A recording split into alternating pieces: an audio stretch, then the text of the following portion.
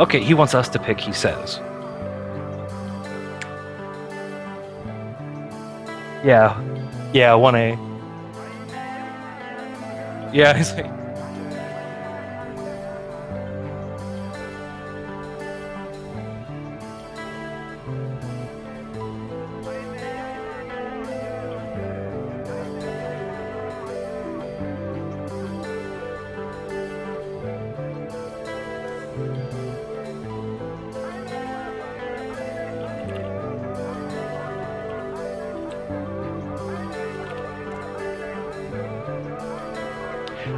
No, sadly, I haven't tried White Band Gorge. I did play for... Oh. Mm-hmm. Yeah, Okay.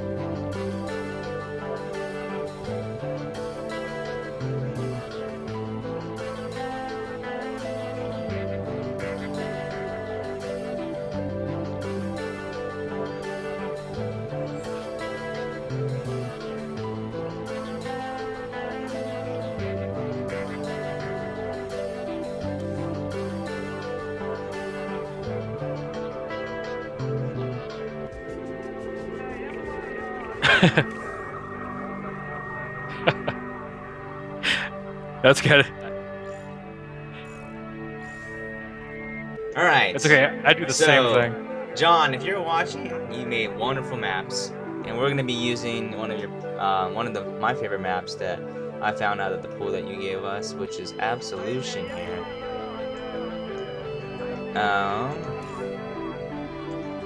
I think I just left ProdigyCup. Hold on 1 second.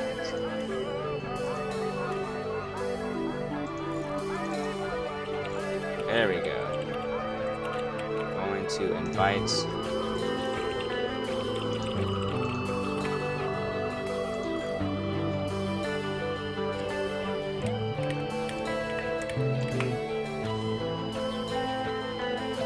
Alright, well, John, I appreciate your maps. They are wonderful, and I hope more people that watch this will play your maps and spread the word. So, have fun. Good luck. Ready.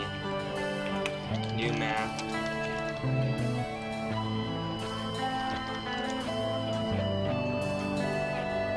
And the game has started. So, well, I don't think many people have played the Dreamforge map, so this will be interesting, not knowing what tactics they're going to be taking. What do you think, Chester? Well, it's a very good question. When I looked at these Dreamforge maps, and this is the first one I get to cast, I saw a lot of creativity go into these things. Lots of weird, almost hidden attack paths that you don't see at first glance. But I'm really surprised. I'm thinking because it's a new map, we're going to see some long-term macro gaming going on. What do you think? Well, when I first just look at this map just now, especially on the mini map, we see that the Zonaga towers are not in the middle of the map like you kind of see, but on the obscure, like northern and southern part of the maps. Mm-hmm. That is very. And if we look at the middle right here, we see that the middle is kind of like enclosed in this, dark, shrubbery, medieval type of area, which, could prove for some, sneak attacks, because, you can't see over the shrubbery, and then I think the line of sighting, especially for the shadowing, might cover that, so it will be definitely weird, yeah. Ford is joking that this map is strange. And I agree with him as well. We see 1A kind of doing the same thing. He's got a supply depot right next to his mineral line. Not necessarily in the same-ish position as before.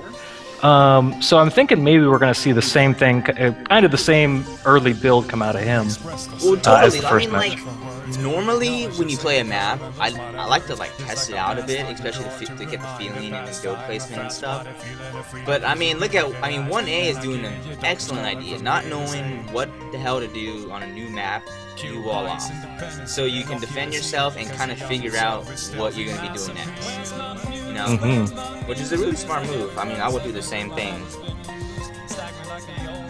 The only thing is we are getting an early scout out, so I mean he's not really hiding anything, but this defense trying to wall in isn't a bad idea. And if you notice, I kind of like this, kind of near the back of in the top right, on the left side, and the bottom right, on the right side, there's kind of a little ledge that you can see where Reapers might be able to jump up, or Stalkers can blink up with some vision on the high ground. Very interesting. Is that actually, is that actual ground? I believe so. Not a whole lot, but you enough to... Not that one. I mean, like, you know the very top left of the mineral line, and then there's like this weird off-road crystals and tomb-like thing. Is that actually part of the map? I'm sure. Sorry, I forgot about the freaking induction tab again. But anyways, we see an early bunker. We see a bunker from 1A. I'm not sure if he's snowed. He doesn't know what Fordris is doing, so to be defensive, he is doing the bunker to protect him from anything that Fordris has, although Fordris doesn't really have anything at the moment, but they are playing defensive, so we might see this as a macro game, as they are just both, you know, expanding. So Fordris taking the watchtowers. Kind of weirdly enough, the watchtowers don't really show anything that's coming down mid. It's just these, you know, weird around attacks. So, I'm not sure if they should put something mid. So, you know, if they do go mid, you do know that's coming. Maybe like an observer out his base, right in front of his base, and then in the mid as well. We see Fordris saving up that energy again, and once again I'm trying to figure out if it's going to be... Oh, there it goes. It is for more probes.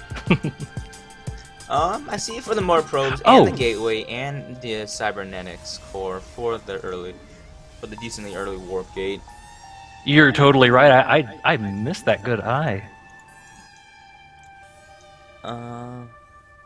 Nothing new here. We see the double refinery. We don't see any tech labs, so I don't know if we're going for Stim or Marauder. I would say it really looks like both players are kind of afraid of the other one. I mean, kind of sit back. I wonder if he's going to get a tech lab first or a reactor. I mean, I'm sure he's going to get a tech lab, but I'm not sure when. I mean, it's a new map, so I'm kind of figuring out what their strategy is here. But well, just like me with any new map, a lot of hope goes into each plan. All right. Sorry, that wasn't funny. Oh, no worries. Sorry, I was kind of looking at the chat, making sure everything is good, or checking people. One of the good volunteers to make sure everything is going well. If the people that are watching, you know, did something wrong. So. But we see a push here with a lot of Marines here, 16 Marines, and Fordris doesn't really have anything to respond with. I mean, he has 3 gateways, but I think they're all on cooldown. So he either should chrono boost, I totally blanked out there, to warp in more units, or I think this expansion is down. Fordris is warping up some sentries to hopefully buy himself a little bit of time before those Marines come up, but 1A is kind of predicting that and says, my work here is done, guys, come on home. Well, I mean, I mean, a wise man once said, once you're ahead, you should just stay ahead. Try not to push yourself and just win, which I totally agree with. Because I mean, behind that attack, he just gets his next expansion, and then we're basically 2 bases to 1 bases, and then to 1 base, and then probably 3 base to a still 1 base because Fordris is not taking his expansion again. So. I mean, I'm not sure what the plan is, because I mean, he has a Marine here. Oh, yeah, he's moving down to see if there's any. Oh, does he not see the Marine? No, he does not see the Marine that's hiding out there.